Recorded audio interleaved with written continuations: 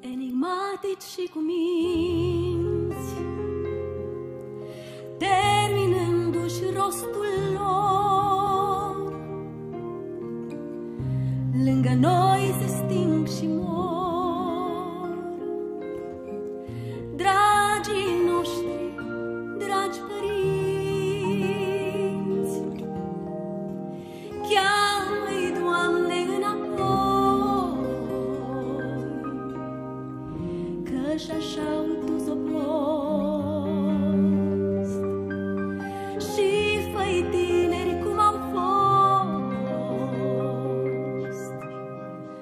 fă-i mai tineri decât noi. Pentru cei ce ne-au făcut, dă un ordin de ceva, să-i mai poți întârzia,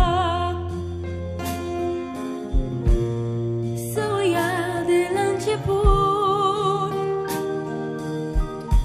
Au plătit cu viața lor,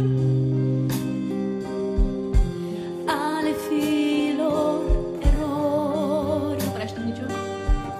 Doamne, fă-i nemuritori pe părinții care mor. N-ai dat greu, Horia. E pământul tot mai greu,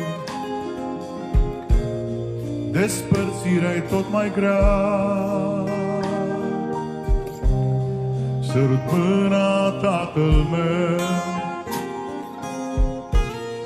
sărut mâna, mama mea.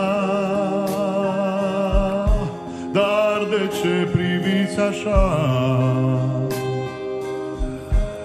fata mea și fiul meu?